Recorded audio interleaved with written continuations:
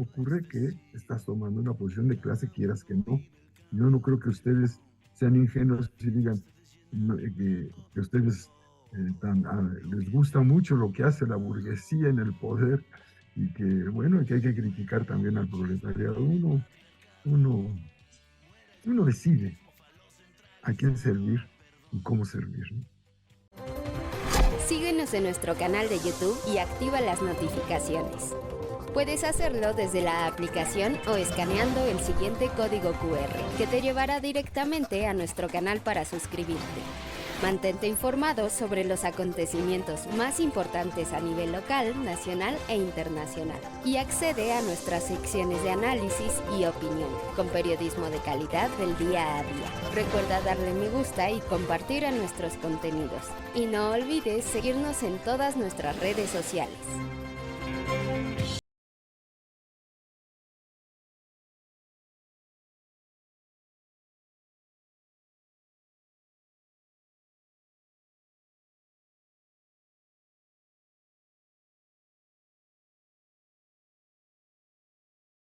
Jueves 17 de noviembre del 2022 presentamos la emisión ya número 100 de Diálogos y Debates. Estamos de manteles largos, un espacio creado para dialogar sobre temas de la actualidad regional, nacional e internacional y debatir sobre diversos temas que merecen ser puestos en tensión.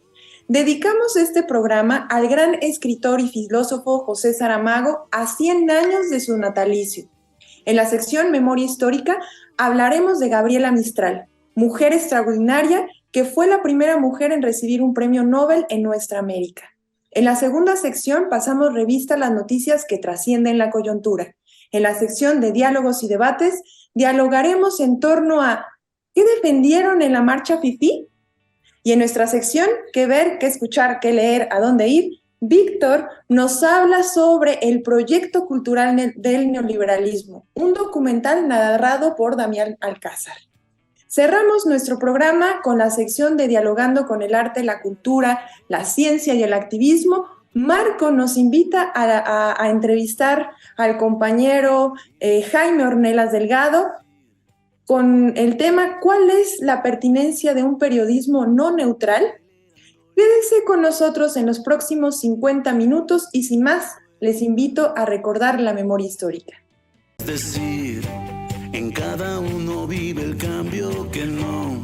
Lucila Godoy fue escritora, diplomática, poetista, profesora y pedagoga chilena, reconocida con el Premio Nobel en 1945. Decidió adoptar el seudónimo de Gabriela Mistral en honor a sus dos poetas favoritos, Gabriel de Annunzio y Frédéric Mistral. Nació en una familia pobre de Vicuña, Chile, en 1889. Se formó como docente desde 1904 a 1908 y adoptó ahí su seudónimo con el que escribió durante muchas décadas. Por invitación de José Vasconcelos, participó en la conformación del sistema educativo mexicano en 1922. El esquema general del sistema educativo mexicano conserva aún la estructura básica diseñada por Gabriela Mistral, a pesar de las reformas. Ocupó cargos públicos en el sistema educativo chileno y desde París en 1927 escribió un artículo por el derecho de los niños y recibió el premio Nobel en 1945 por su impulso latinoamericano en su narrativa. Y bueno, posteriormente fungió como diplomática en Nueva York y murió el 10 de enero de 1957. Su legado perdura y es hoy un orgullo de nuestra América. Bueno, en esta ocasión nuestros panelistas nos hablarán sobre las noticias que trascienden la coyuntura. Muera el machismo, muera el patriarcado. Le pedimos por favor a nuestro compañero Marco que nos diga cuál es la noticia más importante de la semana. Gracias, Lluvia. Buenas noches a todas y todos quienes nos ven y nos escuchan. Es una noticia breve, pero muy importante. Hace 2 días, en varios periódicos a nivel nacional en nuestro país, se denunció sobre una red de corrupción que operaba en la Comisión Federal Federal para la Protección contra Riesgos Sanitarios, se llama la COFEPRIS. Esta corrupción en realidad era un obstáculo para la transformación y la capacidad productiva del país. Después de 3 meses de trabajo de inteligencia, sobre todo con el apoyo de la Secretaría de Marina, se identificó el contubernio en que participan, escuchen ustedes, 36 funcionarios de directores de área para arriba. Y entonces se implementó, para evitar este tipo de situación, la digitalización de trámites, y con esto, pues obviamente, le dieron, como dice Alejandro Schwartz, que es el titular del organismo, quien tiene el cargo desde el 2021, dice que le dieron muerte al coyote. El trabajo de inteligencia, o yo identificar esta mafia, pues dio como resultado de que había una como especie de puerta giratoria entre el regulador y el regulado. Esto quiere decir que lo que hacían es que un funcionario, comillas, coyotario más que otra cosa, ponía un laboratorio por fuera, él daba una orden y por fuera recibía esa orden, y así sucesivamente se iban haciendo de una muy buena cantidad de dinero mal habido, y por supuesto era. Esa es la noticia, Lluvia. Gracias. Muchas gracias, Marco, qué interesante. Cori, ¿qué nos tienes? Hola, buenas noches a todos. Pues aquí felicitando al programa por sus 100 grabaciones. Está fabuloso, qué bueno, y que continúen muchas más. Bueno, pues yo traigo una noticia que han venido manejando en Estados Unidos debido a que acaban de vetar la posibilidad de que México prohíba la importación de maíz transgénico. Resulta que ellos quieren que México recapacite porque los senadores de Estados Unidos dicen que el 92% del maíz que se cultiva en Estados Unidos es transgénico, y que dice además que en 10 años Estados Unidos podría perder hasta 73,000 millones de dólares porque no nos vendan maíz transgénico. Y eso ocasionaría que su PIB se contraiga en 30,500 millones de dólares. Esto todo porque pues nosotros acabamos de elaborar la ley para que ya no se consuma más el maíz transgénico en México. Claro que le están echando la culpa a al presidente Andrés Manuel de esta situación. Están pidiendo ya paneles por si no recapacitamos. Y bueno, la realidad es que van a hacer 2 cosas para que ellos tengan que perder esta cantidad. Resulta que en el artículo 24 de lo que firmaron hace más de 2 años, 3 años, del Tratado de Libre Comercio, dice explícitamente que la ley ambiental, y cuyo propósito principal es la protección del medio ambiente, tiene que velar y prevenir ante un peligro contra la vida, la salud, pues a través del control de productos químicos, que es el caso de los productos de Monsanto. O sea que ellos mismos firmaron las condiciones en las que tienen que cumplir esto. El maíz transgénico de Monsanto ya está aprobado que causa, allá en Estados Unidos ya lo probaron a través de demandas que tuvieron que pagarle a los campesinos por cáncer. Entonces no hay manera de que nos puedan obligar, por un lado, a importar más maíz transgénico, y por otro lado, pues está la política pública nacional para producir el autoabasto, la autosuficiencia. Entonces, pues malas noticias para los gringos. Nosotros no queremos su maíz. Al contrario, yo por mí ya lo hubiéramos prohibido desde el año pasado. Es cuanto, Yuri. Muchas gracias, Cori. Bueno, pues ahora nos vamos con Víctor Hugo. ¿Qué nos tienes? Bueno, pues resulta que ayer miércoles, en una operación que al parecer es de bandera negra, o sea, estas operaciones encubiertas, una granja en Polonia fue destruida por un misil y la OTAN arguyó que se trataba de un misil ruso que había caído en Polonia con la finalidad pues, de introducir a la OTAN ya en el conflicto entre Ucrania y Rusia, pero resulta que el ministro de Guerra ruso consiguió pruebas de los restos del misil y comprobaron que pues era un misil de fabricación soviética, pero bueno, Rusia no es la Unión Soviética desde hace ya algunas décadas y resulta que pues se comprueba que fue un misil y ya lo reconoció la propia OTAN de que es un misil que fue lanzado desde Ucrania hacia, bueno, con un objetivo que no era precisamente el lado ruso, lo cual implica que Ucrania atacó a Europa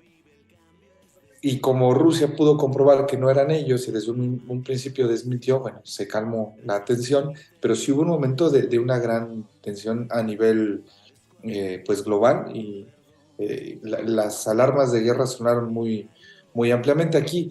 El detalle es qué hubiera pasado si realmente se comprobaba que era un misil ruso. Sin duda la OTAN, o si no hubieran desmentido ya la comprobación, si no se hubiera podido dar el desmentido, la OTAN iba a querer entrar a la guerra antes de invierno porque saben que necesitan el gas. Ya habíamos dicho que va a haber mucho que decir antes de que llegue el invierno porque necesitan el gas de Rusia. Iban a querer entrar de lleno. No pudieron y cuando se comprueba que en realidad se trataba de un misil lanzado desde Ucrania, entonces a Ucrania le siguen apoyando. ¿De qué se trata, no?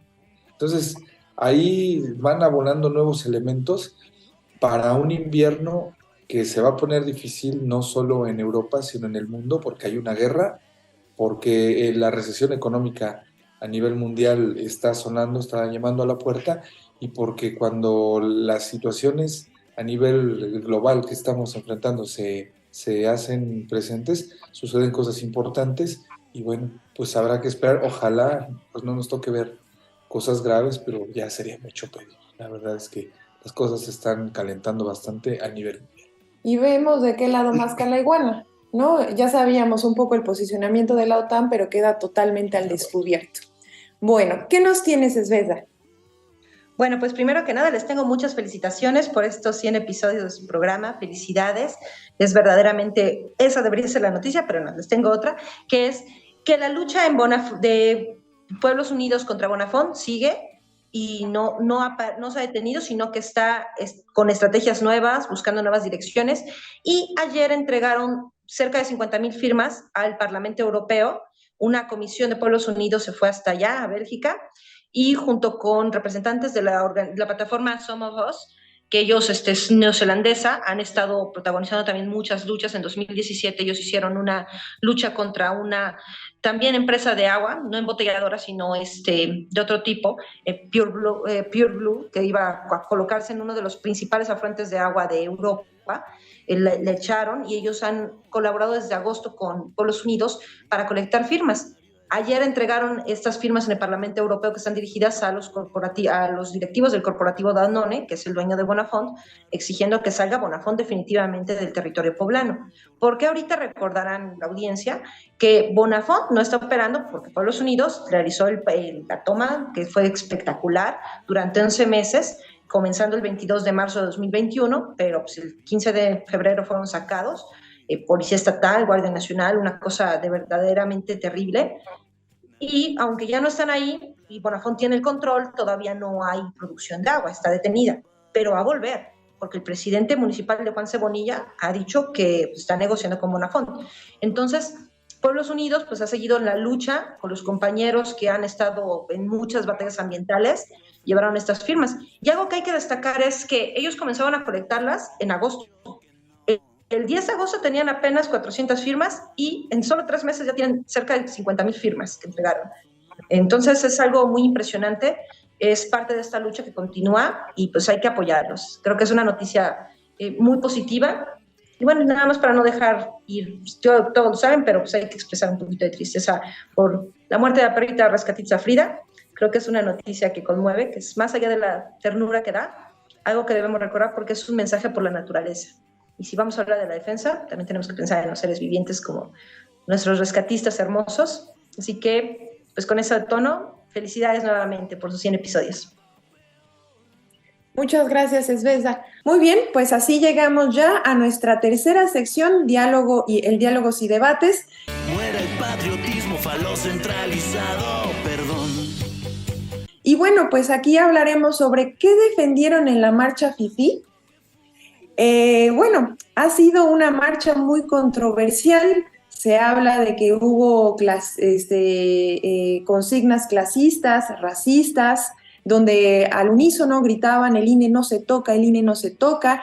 Llegó el sombrerudo de Vicente Fox Quesada junto con Marco Cortés, a un costado de ellos Santiago Krill Miranda. También fueron varios vistos como Porfirio Muñoz Ledo, Francisco Labastida, José Narro, Ulises Ruiz, Claudia Ruiz, Roberto Madrazo, Javier Lozano, entre muchos otros. Entonces, puro demócrata, pura gente que defiende la democracia. Entonces, bueno, ya vimos de qué lado masca la iguana, ya vimos cuál es el posicionamiento. Se habla de que, los asistentes dijeron que hubo una participación aproximadamente de 200,000 personas, aunque el gobierno de la Ciudad de México estimó 12,000. Bueno, el cálculo contrasta. Lo cierto es que hubo presencia de bastante gente, lo cual la verdad a mí sí me asombró y la verdad me dio miedo, ¿no? Como dirían los clásicos, hubo gente, mucha gente, no es falso, pero se exagera. Así es. Entonces, bueno, a mí la verdad es que sí me entró miedo, porque la verdad es que se habla de una desinformación total, sobre todo porque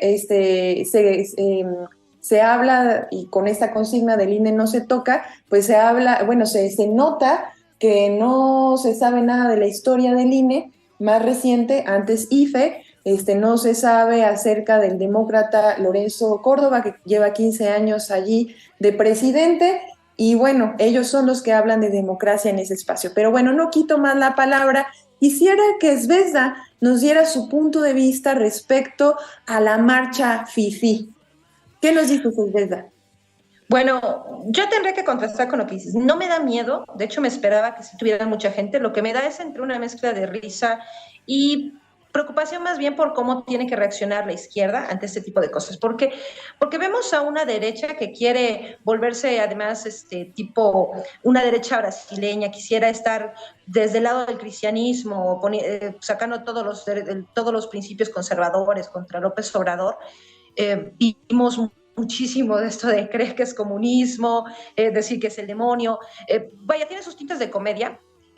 Claro que es preocupante la intención que tienen, las mentiras que se han vertido.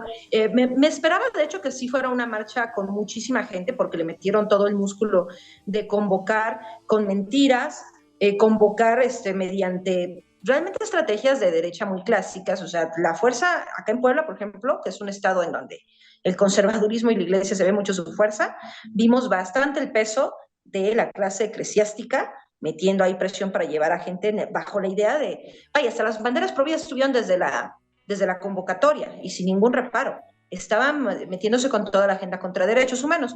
Sin embargo, no acaban completamente de tener un discurso que conquiste o que pueda que tenga todavía la estructura de derechas más reacias en otras partes del mundo.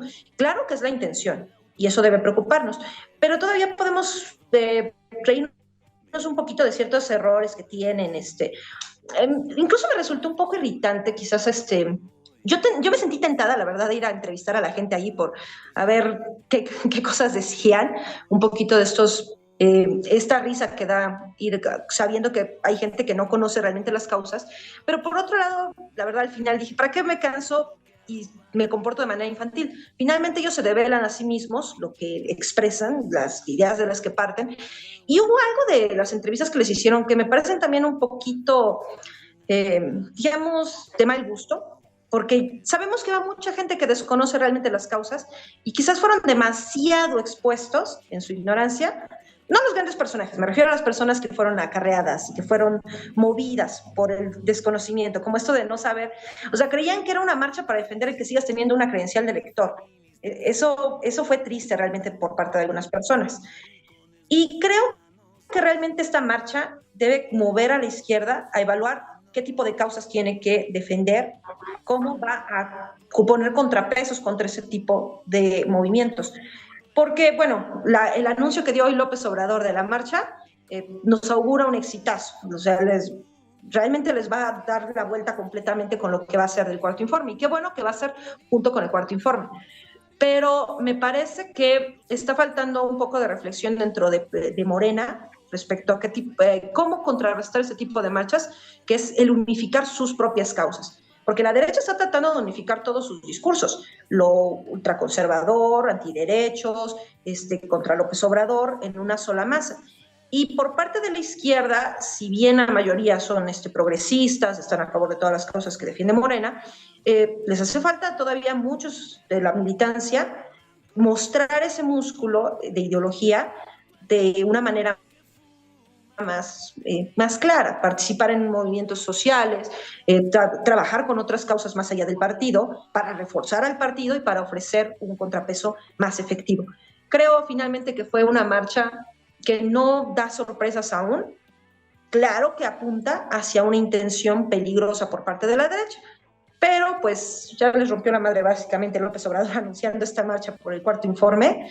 Cuando se contrasten, pues va a ser seguro un exitazo la de López Obrador, pues realmente va a disminuir mucho el músculo que mostraron, que no fue pequeño, y sí debemos atenderlo. Y finalmente, qué bueno que hay democracia, marcharon y no tienen problemas, así que ya se vio que no es cierto que les impiden, que les quitan. Ahí está, marchen, tomen las calles quien quiera. Nada más nosotros pongamos atención y tomemos las calles de manera muy articulada para la izquierda. Sería todo. Gracias, Esbeza. Marco Moreno, ¿qué nos tienes? ¿Qué nos dices? Gracias, Lluvia. Gracias, Lluvia. A mí se me estaba pasando felicitar los 100 años, como la canción que dice. Con gran indiferencia, vivo 100 años, pienso en ti. Bien, por estos 100 años. Yo tengo una opinión sobre la cuestión de la marca, un poquito sesgado respecto a lo que se ha planteado. Bueno, esto surge fundamentalmente por una iniciativa de la Presidencia de la República en el sentido de hacer una reforma electoral. ¿Por qué? Porque uno de los objetivos de Andrés Manuel, incluso de campaña, era pues mejorar los procedimientos democráticos, los procesos electorales. ¿Por qué? Pues porque había fraudes, porque había engañifas, porque daban dictámenes, etcétera, etcétera, que provocaba mucho descontrol y desconcierto dentro de la población. Ahora bien, esta propuesta de reforma unifica efectivamente a todos aquellos fifís, pero no fifís, que también fueron a la marcha. Creo que tenemos que ser muy distintivos en este sentido, porque si efectivamente se junta la Coparmex, ahora la Iglesia Católica, se juntan los expresidentes, bueno, en este caso pues Fox y otros más que ya lo señalabas, Lluvia, esto pues lo que da como muestra efectivamente es algo que desde mi punto de vista es que ya se dieron cuenta de que es posible que se realice una reforma a la Constitución en materia electoral, pero con la presencia de un personaje que da terror, Alito Moreno en la marcha, justamente se rompe una unidad para que en el Congreso se pueda hacer una modificación. Y por ello ya ahora, en estos 2 últimos días, en las mañaneras, Andrés Manuel dice que tiene un plan B, que no es precisamente la reforma a la Constitución, sino reformar algunas leyes secundarias, etcétera, y reglamentos que tiene el INE, pero que de alguna manera esto implicaría de todas maneras un mejoramiento sobre los procedimientos. Bueno, como ya se dieron cuenta de esto, lo único que están preparando es justificar para el 2024 y en el 2023, seguramente lo que pasa en Aguascalientes y en el Estado de México, pero sobre todo en el 2024, de que el INE, ¿sí?, es un instrumento antidemocrático, impositivo, diseñado por el dictador, etcétera, todas ese tipo de fraseología infernal que han estado instrumentando en los diferentes medios a través de noticias que son falsas, la mayoría de ellas, y sobre todo noticias que tienen una tendencia, la hemos estado analizando en varios programas aquí en Diálogos y Debates, una tendencia de querer fortalecerse como una derecha. Esto es lo que yo opino. Se están justificando porque saben que perfectamente que en el 2024 viene una fuerza de un partido, movimiento, que tiene una presencia increíble ahora a nivel nacional, de que ha demostrado a través de su programa, de su gobierno y de los pasos que ha dado la 4T, ha demostrado que es posible hacer un gobierno honesto, claro, transparente, y que todos los días es algo que les mueve mucho a ellos, que todos los días hay noticias por parte del Ejecutivo. Eso les parte y no pueden soportar. Esto es lo que yo opino. Gracias, Lluvia. ¿Quién sigue? Gracias, Marco. Cori, ¿qué nos dices? Sí, muy de acuerdo con lo que acaban de decir los compañeros, pero además yo creo que tenemos que ver hacia dónde va esa derecha, porque realmente no son una derecha, ellos mismos se contradicen, ellos mismos se pelean. El hecho de que estaba gente ahí que trae rencillas de hace 30 años, de hace 20 años, de toda la vida, que no se pueden ver. La realidad es esa, son de esas uniones momentáneas, como un flashazo, porque en cuanto haya un cuestionamiento, pues van a salir ahí sus verdades.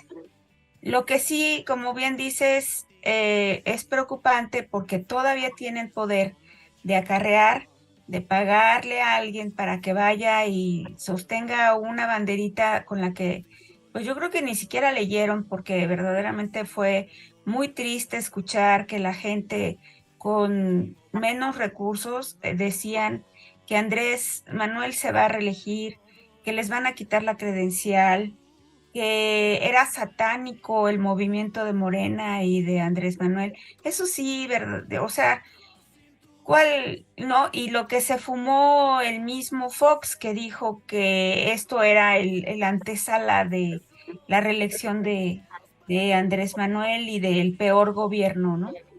No se acuerda cuando él gobernó. Yo creo que tenemos mucho por hacer, no nada más ver hacia la derecha quiénes son, sino reforzar la izquierda y los derechos progresistas que hemos, pues, ganado en estos pocos años. También hay que medir a la derecha de la manera en que no lo hizo Lula en su momento, o Correa. El poder de ellos no es un poder de convocatoria, es un poder de dinero. Y mientras ellos tengan el dinero, pues van a poder seguir haciendo lawfare en contra pues, del presidente y del proyecto de nación. Qué bueno que ya sabemos qué tienen, qué bueno que ya sabemos con qué cuentan, y pues no hay que hacerlos menos, pero pues ellos deberían de organizarse mejor también, porque pararse para hacer el ridículo es verdaderamente muy triste las cosas que se dijeron ese día. Es cuanto, Yuri. Gracias, Cori. Vic, ¿qué nos dices? Pues un poquito, no es que difiera del todo, pero tampoco voy a ser abogado del diablo.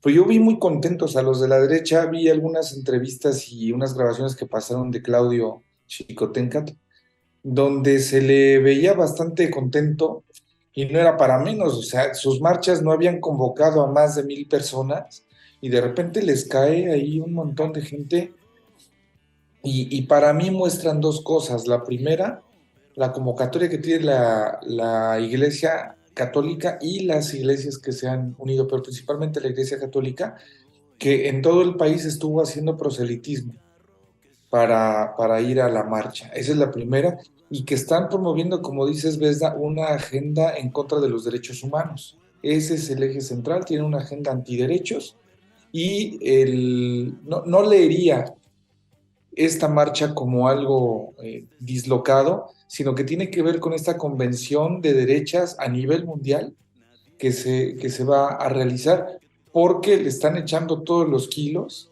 para fortalecer en México a una derecha mundial. ¿Por qué? Porque aquí en México es estratégico para las derechas mantener posiciones, porque pues, en el mundo se está moviendo y nosotros tenemos una posición geoestratégica, somos muy cercanos geográficamente al gran imperio, y eso pone nerviosas a las derechas y le van a echar con todo. Convocatoria, yo creo que sí tienen mucho dinero y tienen recursos, pero la convocatoria que se notó ahora de parte de la Iglesia, la católica principalmente, fue muy fuerte, y creo que sí hay que seguirla con cuidado, porque esta sin razón, estas entrevistas que exhibieron a la gente diciendo una serie de tonterías, me preocupa en el sentido de que me recuerda lo que sucedía en la Alemania nazi y lo que narra ¿cómo se llama? Hannah Arendt, ¿no? Cuando habla de la banalidad del mal. O sea, no tienen idea de lo que están diciendo, pero lo dicen, y lo dicen con mucha fuerza. Y son capaces de lo que sea por defender lo que están diciendo, aunque no tengan la razón. Y eso es lo grave, porque con esa gente no se puede dialogar. Con alguien que tiene una razón para salir y marchar y plantear argumentos, uno puede dialogar y eventualmente convencerles. Pero con alguien que no tiene el mínimo ápice de razón, no se puede. Y ese es un problema. No nos sirve de nada tener la razón si no podemos llegar a ese sector, porque son fanáticos. Y ese es un problema grave. Y bueno, que tampoco podemos tirar por la borda la racionalidad de la gente. Yo creo que hay que tener esperanza también. Sí, aunque de risa, ¿no? Pero hay que tratar de ver cómo le llega uno a ese sector. Y bueno, por otra parte, recordando un poco a los clásicos de las izquierdas, hablando de cuál es la finalidad de una marcha. O sea, cuando la izquierda sale a marchar, tiene finalidades y no es mostrar músculos, eso es muy electorero. O sea, la finalidad de una marcha no es salir y decir, miren, somos un montón. Eso es electorero, eso es presión que utilizan sindicatos, etcétera, que no está mal, también es parte de la lucha de clases. Pero desde el fundamento de las izquierdas, la marcha te sirve principalmente para informar. Por eso son las consignas, para eso se grita, para que te escuche el que no marcha. Las pintas también se hacen por eso, es propaganda popular. Las mantas, todo eso que sale uno a la calle y la calle te educa en la militancia. Ahora, un punto a favor que yo veo, en la marcha que está convocando el presidente para el 27, va a llegar gente que nunca había marchado. O sea, estos ingresos nuevos a Morena, que en gran medida pertenecen a algunos a cuadros viejos de otros partidos, otros a gente que pues nunca había estado en la calle, y que cuando salíamos nosotros decíamos, pinches locos, ¿qué les pasa? Esos van a salir. ¿Se los van a llevar acarreados o no? No sabemos. No quiero hablar de eso, pero van a ir. Va a haber gente nueva, por el simple hecho de que hoy Morena está en el gobierno. Y esa gente nueva va a escuchar a un presidente que le habla directo a la gente, un presidente que ha sido militante de las izquierdas, y se van a codear con gente que ha sido militante. Y van a aprender a hacer, porque la verdad es que uno ve las marchas de las nuevas generaciones de las izquierdas en México, y vaya, a veces no saben ni hacer una consigna. Y ya salen a las calles, está bien, pero ahora van a aprender. Las marchas son formativas. Entonces, para mí, la oportunidad está en iniciar un nuevo ciclo formativo para esos nuevos ingresos a las izquierdas en México. Curtir a la gente en la calle. Pero además, el reto está en que quienes hemos militado en las izquierdas desde hace algún tiempo, ya ni digamos gente como Marco, como el Doc Ornelas, que han estado en la calle mucho antes, pero como decía un compañero, los que estamos antes del principio, tenemos una gran responsabilidad, la responsabilidad de jalar a los compañeros que recién se están integrando y abrazarles como tal, porque hay división dentro del partido, y una división que está dada porque pues algunos se han sentido excluidos, a veces, o algunos han estado en condiciones realmente de exclusión, pero que principalmente la calle y la formación nos van a permitir unirnos y construir un partido. Esto para mí sería ver el vaso medio lleno en esa oportunidad. Medio vacío en el otro lado, porque pues hay gente con la que no vas a poder dialogar porque tienen un discurso pues, Ideológico. pues, no sé, no sé qué sea, o sea, es una cosa ahí media rara, ¿no? Y bueno, pues eso es lo que quería plantear. Muchas gracias, Vic. Y bueno, para cerrar con broche de oro en estas 100 emisiones de diálogos y debates, tenemos a un invitado muy especial para dialogar sobre este tema, que es el doctor Ornelas. Doc, ¿qué nos dice acerca de la marcha FIFI? Gracias por la invitación. Buenas noches.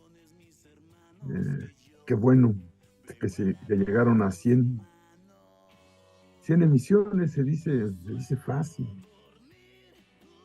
pero es complicado. Ya lo han visto ustedes, pero han logrado vencer esas complicaciones y creo que esa persistencia es parte de lo que es la izquierda en nuestro país. Porque los que han luchado por la democracia ha sido la izquierda.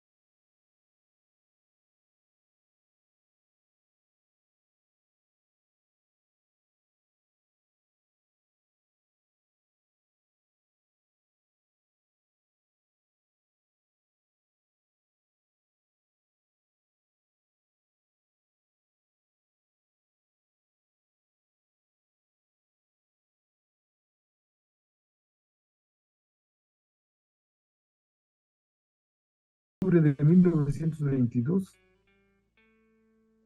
Mussolini encabeza una manifestación, una marcha que llamó la Marcha a Roma, y ese día, el 29 de octubre de 1922, es nombrado primer ministro de Italia y se inicia así el gobierno fascista en Italia, que después se aliará con el nazismo alemán y que extenderá su influencia en toda Europa.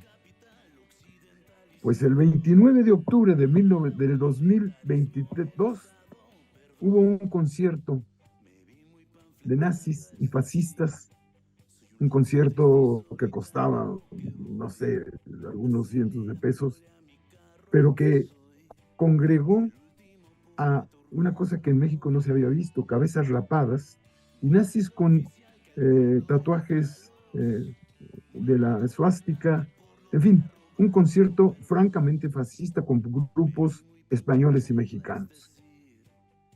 Fue muy elitista, no fueron más de 300 boletos los que vendieron, y nunca se dijo que era en conmemoración de aquella marcha de Mussolini que coincidió con la fecha en que se realiza ese congreso. Después viene esta marcha, que era para mostrar músculo, que es, que no nos vamos a creer el cuento de que fue una marcha ciudadana con nada más para defender al INE. Esa fue la consigna que encontraron. Y me voy a referir también luego, muy rápidamente, por supuesto, a lo que maneja, a los sentimientos que maneja la derecha para movilizar a la población, como son el miedo, el odio. Y la gente le introduce miedo de que se acabe la democracia, de que sea una dictadura, de que nos va a quitar la religión. Con esto que estaban diciendo, que alguien presentó una demanda para que se prohíba el uso de recursos públicos para la construcción de las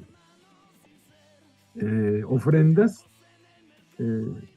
Hicieron una campaña de que se iba a acabar, que quería acabar con la religión. Todo esto influye en la gente, influye en su decisión de a quién apoyar. Duda del gobierno y de que estén marchando por la vía correcta. Es decir, esos sentimientos juegan mucho en la derecha.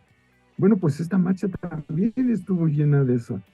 Yo les platico que en alguna entidad cercana se estaban ofreciendo 500 pesos para ir a una marcha familiar, alegre, festiva.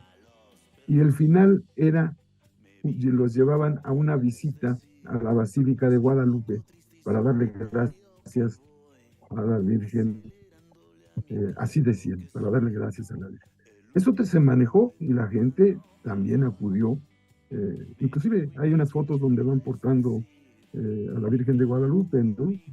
Y eso sí me parece peligroso y eso sí me parece preocupante, que esto vaya a desatar esta guerra religiosas, porque, bueno, las experiencias que tiene México en la cristiada fueron muy dolorosas, ¿no?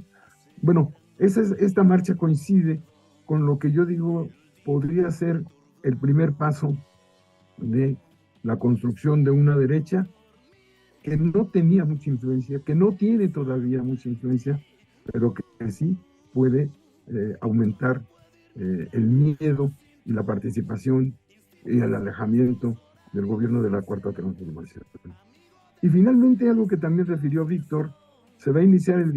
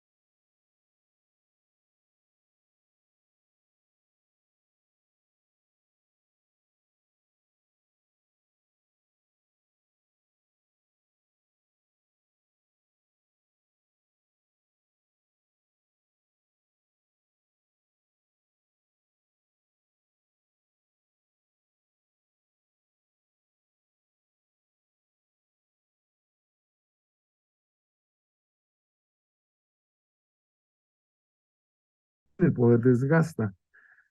Y creo que no se ha hecho el trabajo político de base.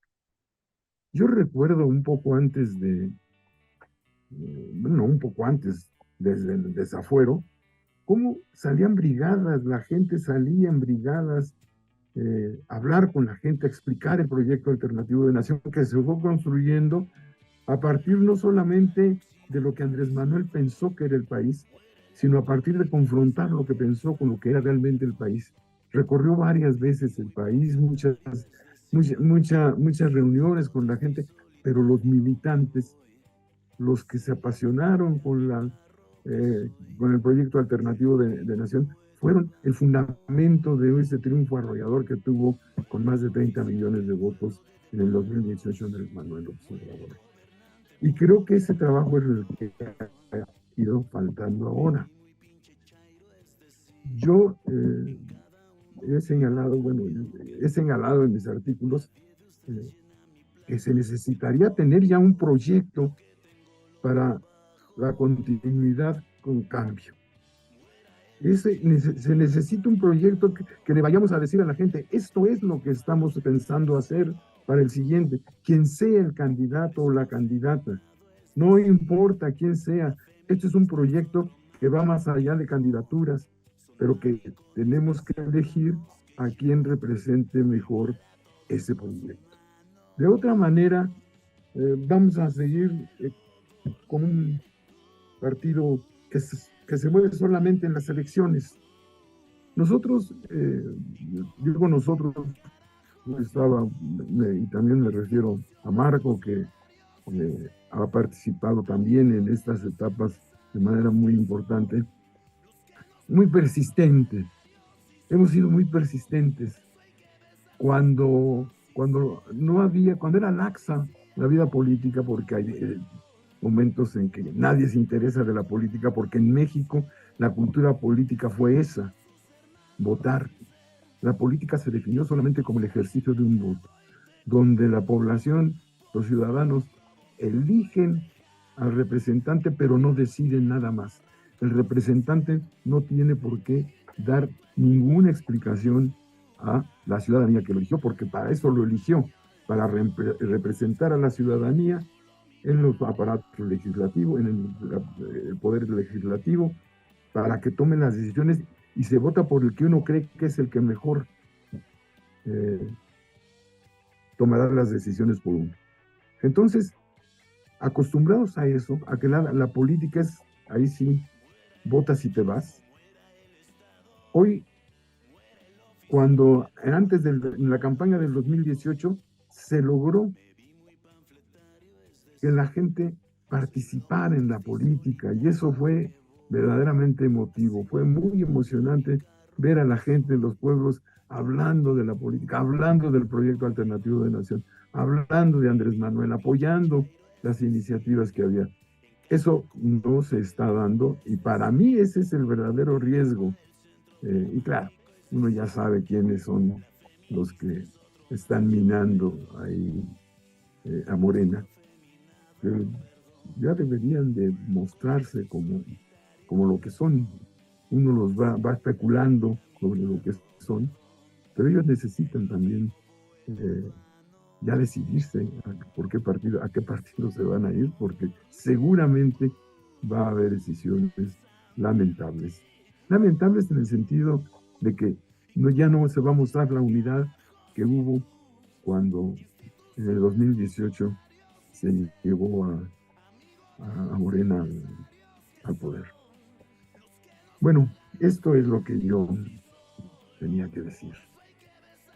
Muchas gracias, doctor Ornelas. Y bueno, pues ahora sí nos vamos ya a nuestra sección. Suelo dormir. Y Víctor nos va a comentar sobre el proyecto cultural del neoliberalismo, que es un documental. ¿Qué nos dices? Pues el proyecto cultural del neoliberalismo es un documental que está narrado en 3 episodios por Damián Alcázar, y que pues toma ahí a varias personas, tiene tomas de varias personas que son especialistas en términos filosóficos, económicos, históricos. Está gente como Boaventura de Sousa, Jaime Cárdenas, John Ackerman, Elvira Concheiro, Rina Rux, Mardonio Carballo, un gran poeta indígena, y Pedro Salmerón, Andrés Barreda, Ana Esther Ceseña y Abel Barrera. Es importante escucharlos, pero algo que me gustó mucho del documental es que va intercalando las voces de estos grandes teóricos con gente, con entrevistas de la gente que está en mercados, que está en el autobús, que va caminando en la calle y le preguntan, oye, ¿qué piensas de la pobreza? ¿Qué piensas del neoliberalismo? ¿Qué piensas de tal, de cual tema? Y te das cuenta que el pensamiento popular no está para nada lejos del pensamiento de estos, no diría ideólogos, pero estos académicos que están de cerca con lo popular. Eso es muy importante porque además nos muestra cómo el neoliberalismo nos ha atacado de manera material en nuestros intereses más profundos, que son la subsistencia de la vida, y al mismo tiempo, pues tenemos la herramienta analítica para poder describir. Y es parte de los éxitos que han tenido las izquierdas en nuestra América recientemente. Entonces creo que es importante ver el documental, es importante promoverlo, incluso como parte de la formación política, salir y proyectarlo con lo que hacíamos antes, ¿no? Salir a la calle y proyectar cosas para que las vean, porque además tienen muy buena calidad. Y bueno, lo pueden encontrar en YouTube, ahí está subido. Fue hecho por Canal 22. CONACYT. Por CONACYT, pues es un proyecto educativo, tiene una rigidez teórica bastante buena, vale la pena verlo, y bueno, pues la invitación a que lo busquen y que pues lo chequen ahí en las redes sociales y que lo compartan tanto como puedan, porque pues sí, sin duda, como les decía, vale la pena. Se llama El Proyecto Cultural del Neoliberalismo, narrado por Damián Alcázar. Sí, está muy interesante, además el de que lo podemos encontrar en plataforma libre, dura 1:30, así que pues prepárense unas palomitas y compartan. Y pues son 3 capítulos, media hora cada uno, vale la pena. Muy bien, pues muchas gracias. Y ahora sí, pues nos vamos ya a nuestra última sección con nuestro invitado especial en estos 100 episodios de Diálogos y Debates, y le pedimos al compañero Marco que nos invita a realizar una entrevista al compañero Jaime Ornelas Delgado. ¿Cuál es la pertinencia de un periodismo no neutral? Bueno, vamos con esta última sección.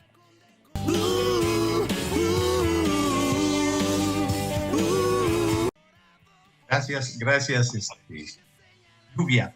Bueno, Jaime, por supuesto que es un gran honor tenerte aquí, porque obviamente como iniciador de este programa de diálogos, debates y coordinador de una página, La Jornada de Oriente, y los libros que has escrito, y obviamente pues te has fijado como uno de los periodistas más, yo lo digo así, más queridos, más apreciados por la forma, el sentido y el estilo que le has dado al periodismo, vamos a decirlo así, el periodismo nuestro. La pregunta que se hace por parte del programa, como que está media rebuscada así, mejor lo centramos así. Empecemos por lo más sencillo. ¿El periodismo puede ser neutral? Esa sería una primera pregunta, y de ahí podemos ir más avanzando en este sentido. Y por supuesto, ya comentaste dentro del programa pues, algunas cuestiones que iba a preguntarte sobre esta iniciativa de diálogos y debates, pero poco a poco los que hemos estado trabajando aquí vamos teniendo una determinada formación, digámoslo así, de opinión, a veces periodística, nos acercamos al periodismo, en fin, pero la pregunta central es si el periodismo puede ser neutral. ¿Qué opinas, Jaime, por favor? Pues no es una opinión. Bueno, gracias por la presentación. Se ve que conservo tu aprecio. Eres amable conmigo. Yo no es una opinión. Yo digo que lo que uno puede observar es que no hay periodismo neutral. Nada en la actividad humana, nada en la actividad de sociedad es neutral, ¿no? Uno siempre tiene una posición frente a la vida, frente a la economía, a la política, a la sociedad, a los deportes, siempre uno no se puede ser neutral, sobre todo, bueno, en una sociedad dividida en clases y tan profundamente desigual como la tenemos en México. Esto significa que uno tiene la posibilidad de decir a qué clase puede uno servir. Es decir, eso es lo que hay que siempre estar pensando, ¿a qué clase quiero servir? ¿A quienes se enriquecen a costa de la explotación del trabajo o a quienes tienen un trabajo que no les permite ni siquiera satisfacer sus necesidades básicas? Y bueno, el gran esfuerzo que ha hecho, por ejemplo, el gobierno de la Cuarta Transformación es transferencias económicas que han permitido a mucha gente, a muchos millones, mejorar su poder de compra en alimentos, en cosas que solamente se pueden adquirir en el mercado. Por eso es que lo que conviene es esas transferencias monetarias a la población de más de 65 años. Ellos que son la parte más vulnerable, porque en México el sistema de pensiones ha sido sectorizado y hay gente que no tiene ni siquiera una posibilidad de una pensión digna al retirarse a la edad pertinente. Y estas pensiones, son muchas las transferencias que se hacen a los niños de primaria, a los de la preparatoria, a los jóvenes construyendo el futuro, pero también programas como Sembrando la Vida, todos ellos, las becas a los muchachos de las preparatorias, todo esto hace que la gente encuentre mejores condiciones. No es para resolver su problema, pero sí para mejorar las condiciones de vida. Hoy vimos hoy salió una nota en La Jornada donde se dice que México disminuyó la desigualdad. Y el secreto de la disminución de la desigualdad estuvo en que se empezaron a cobrar los impuestos que se deberían de haber cobrado. Y esto habla de qué lado estuvo los gobiernos anteriores, cuando concedían tantas facilidades y ventajas fiscales a quienes se han enriquecido a costa de la explotación del trabajo. No necesita uno hacer muchas indagaciones para saber cómo se han enriquecido. Y mira, ahora que hay una fiscalización mayor, cuando se les ha pedido a los grandes contribuyentes que pagan sus impuestos, ha mejorado también el ingreso del Estado, y eso le ha permitido fortalecer sus políticas sociales sin descuidar otras áreas, ¿no? Pero se ha dedicado mucho y se va a seguir dedicando más a este proyecto. Yo digo que es extraordinario si llega a cuajar: la salud universal, la salud para todo mundo en las mismas condiciones, en donde se ve desde la atención en las consultas, las medicinas, la cirugía, se ven las tres partes, ¿no? La prevención, la curación y la rehabilitación, y sin costo alguno. Ese es un programa verdaderamente extraordinario, tan grande como el que sería elevar la cobertura, por ejemplo, en la educación primaria, que todavía tenemos deficiencias heredadas, aunque no quieran que uno lo diga, heredadas del régimen neoliberal. ¿Cómo no?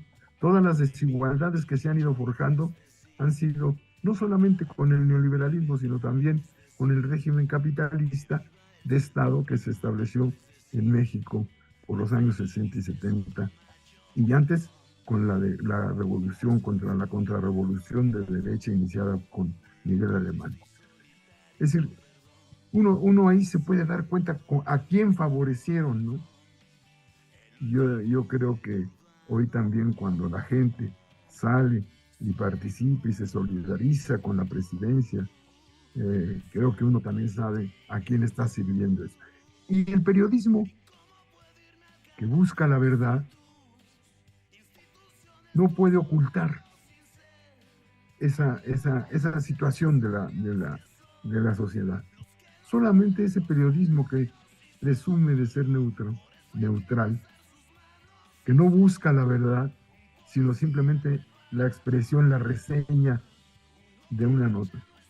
Esos forman parte del poder, de la administración de un poder que no tienen, porque finalmente ellos no son el poder, ni tampoco son los dueños de los medios, pero sirven al poder y sirven a los dueños de los medios, y eso te da un carácter de clase, lo quieran o no lo quieran, ¿no?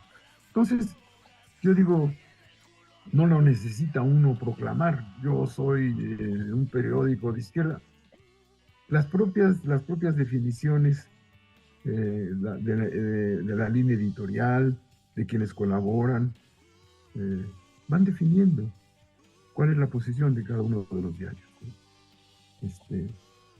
Claro, no faltan los periodistas que se dicen que luchan por la democracia, pero uno los ha visto y son los herederos de aquellos que aplaudían las acciones de Díaz Ordaz, en contra del movimiento de 68. Y yo digo que también son también herederos, muchos de los que estuvieron en esa manifestación del domingo, herederos de aquel Congreso sumiso, en el cuarto informe de Díaz Ordaz aplaudió con delirio la matanza del 2 de octubre. ¿Cómo es posible que ahora esos herederos o los que participaron incluso en eso, ahora marchen juntos, ¿no? Y marchen en busca de la democracia? Ya lo decían al principio, ahora son los paladines de la democracia, cuando fueron los que la destruyeron o no la dejaron avanzar, ¿no? Entonces, cuando tú tratas de ir a la verdad, cuando haces un periodismo que busca la verdad como esencia, bueno, ocurre que estás tomando una posición de clase, quieras que no. Yo no creo que ustedes sean ingenuos y digan que ustedes les gusta mucho lo que hace la burguesía en el poder y que, bueno, que hay que criticar también al proletariado.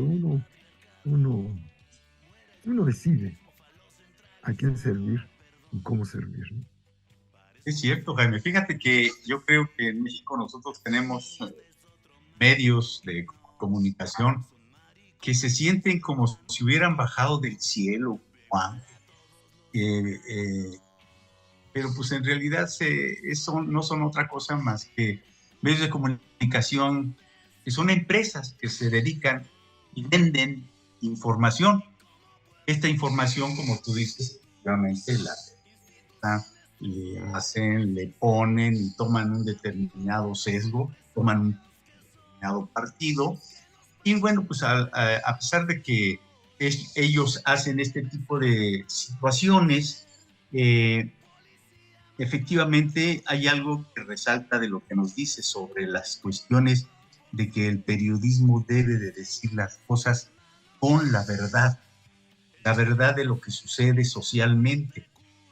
Y cuando entras en este tipo de elaboración de documentos, opinas sobre determinado acontecimiento, sobre determinado suceso, o lo que dicen también los opinólogos ahora sí, del otro lado, opinólogos de la derecha, pues obviamente buscas también fomentar algo de lo que es periodismo de la verdad, que uno busca confrontar, debatir. Y el periodismo entonces se forma como una plataforma de debate. ¿Cómo lo ves en este sentido, Jaime, el periodismo como una plataforma de debate sobre los acontecimientos sociales? A mí me parece, Marco, que tienes razón en eso. Lo que yo digo es que la verdad no se construye en soliloquios, no la construye uno platicando consigo mismo. La verdad es una búsqueda. Nadie tiene la verdad, nadie es poseedor de la verdad, sino que la verdad se va construyendo continuamente. Y yo creo que la confrontación con la derecha a nosotros nos lleva a la verdad. No podemos negar que la confrontación nos hace desarrollar mucho más nuestro propio pensamiento, que tenemos que agudizar el pensamiento para saber en dónde están los puntos finos de la derecha, para encontrarle en dónde mienten y por qué mienten, o por qué dicen cosas que no se acercan a la verdad, o que no buscan la verdad. Yo creo que tiene que ser esa plataforma, debería de no tienes que confrontarte personalmente, pero sí nosotros tenemos en retazos, en economía de retazos, tenemos una posición muy clara, ¿no? Tenemos también diferencias que no son de grado, pero sí que nos ayudan cuando discutimos entre nosotros o cuando leemos lo que otros escriben, podemos ir saliendo de dudas, perfilando mejor lo que entendemos de la sociedad o del tema que tratemos. No lo puedes hacer solo. Yo digo que nada en la sociedad puede hacerse como un Robinson Crusoe. No existen los Robinson Crusoe. Como decía Marx, esos son los inventos del siglo XVIII, ¿no? No existe. Todo es social. Y entonces nosotros en la sociedad ocupamos un espacio a veces modesto, a veces mayor, pero es un espacio que uno se gana con lo que hace, con lo que dice, como muestra de lo que uno busca, ¿no? Y uno no impone verdades, propone verdades que pudieran ser construidas con la participación de otros más. Por eso es tan interesante lo que hacíamos en Morena cuando no había tantos personajes, ¿no? Los conversatorios, te has de acordar, los conversatorios que se organizaban en donde participábamos todos. No todos éramos expertos, pero todos poníamos de nuestra parte para ir encontrando qué hacer, cómo hacer. Yo me acuerdo del debate que tuvimos cuando se propuso la creación de Morena como partido, y que había compañeros y compañeras que nos decían, había que mantenerlo como movimiento, como partido, y decían cuáles eran los peligros que corría el Morena si se convertía en partido. Muchos de los peligros esos se han ido presentando paulatinamente, otros por fortuna los han sabido vencer, pero bueno, eso a mí me daba mucha claridad, saber cómo pensaban quienes no querían al partido, y bueno, yo tomaba una posición, por supuesto. Me permitía a mí tratar de contribuir a esa búsqueda de la verdad, que no existe como un objeto ya dado y para siempre, ¿no? Sino que más bien es un proceso continuo, un proceso permanente de construcción de verdad. Gracias, Jaime. Mira, tenemos ahora algunos minutos de tiempo que nos pide poder seguir platicando tan abiertamente y con tantas cosas que todavía para nosotros tú representas. Por supuesto, eres nuestro maestro, un gran maestro del periodismo, lo digo con toda sinceridad, y no hay nada más que un aprecio. Pues, si hay algún compañero con respecto al tema que quiera hacer alguna pregunta o compañera, perdón, al maestro Ornelas, por favor, para que podamos nosotros ir concluyendo esta entrevista. Lamentablemente ya se nos acabó el tiempo, así que agradecemos muchísimo al compañero Jaime Ornelas por tenerlo en este espacio, por escucharle, por ser nuestro maestro, justo como dice Marco, y por ser un compañero de lucha de toda la vida. Así que le estamos agradecidos, un abrazo solidario y agradecer también a cada uno de los miembros que hacen posible este programa, a Marco, a Cori, a Esbezda, al compañero Víctor Hugo. Un abrazo a Geo que ha estado con nosotros detrás de pantalla, que es quien está en controles y que hace posible este programa. Y bueno, a la gente que nos ve también. Un abrazo a la gente que nos ve. Los esperamos el próximo jueves en punto de las 7. No olvide darnos like, compartirnos y seguirnos escuchando en estos diálogos y debates. Gracias. Hasta la próxima. Hasta luego. Gracias, Jaime. Gracias, Doc.